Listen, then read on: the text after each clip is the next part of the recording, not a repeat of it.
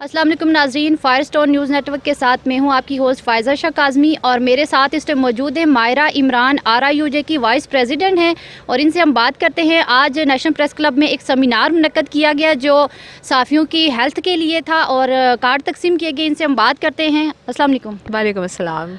अच्छा मायरा, मुझे ये बताएं कि ये जो कार्ड तकसीम किए गए हैं ये कितने जर्नलिस्टों के लिए किए गए हैं या लिमिटेड हैं?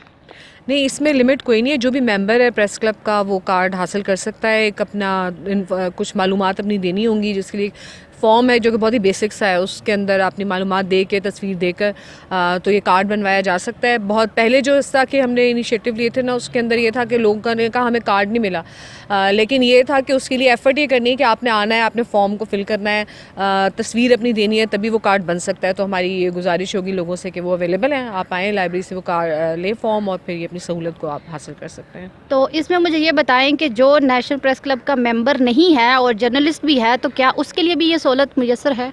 फ़िलहाल तो ये मेंबरान के लिए शुरू की जा रही है सहूलत, और लैब की अपनी कोई इसके अलावा कोई ऐसा उनकी कोई सहूलत वो देते हो तो ये हमें मालूम नहीं है, लेकिन प्रेस क्लब के मेंबरान के लिए ख़ुसूसी तौर पे उन्होंने ये एक सहूलत दी है मेंबरान को, क्योंकि अभी जो हालात हैं मीडिया के उसके मुताबिक सेहत तो बहुत ही बुनियादी चीज़ है। तो सेहत और दूसरी जो वेलफेयर की बुनियादी जो वेलफेयर की चीज़ें हैं ना लोगों की, उसके लिए हमारा इरादा है, जो हमारी अभी इलेक्शन में भी हम इसी एजेंडा के साथ जा रहे हैं कि क्योंकि अब बहुत सारी ऐसी चीज़ों की ज़रूरत है कि एक तो क्या लॉन्ग टर्म जिसको कहते हैं, जिसका असर काफ़ी दूर तक जाता है, वो बुनियादी इकदाम आते हैं वो भी करने हैं कि किस तरह से ऑनलाइन जर्नलिज्म, सोशल मीडिया में किस तरह से अपने आप को कमाना है, क्योंकि बहुत सारे जर्नलिस्ट जो हैं वो अपनी नौकरी से हाथ धो बैठे हैं पिछले कितने अरसे में और काफ़ी बुरे हालात हैं, मुश्किल हालात से गुजर हैं।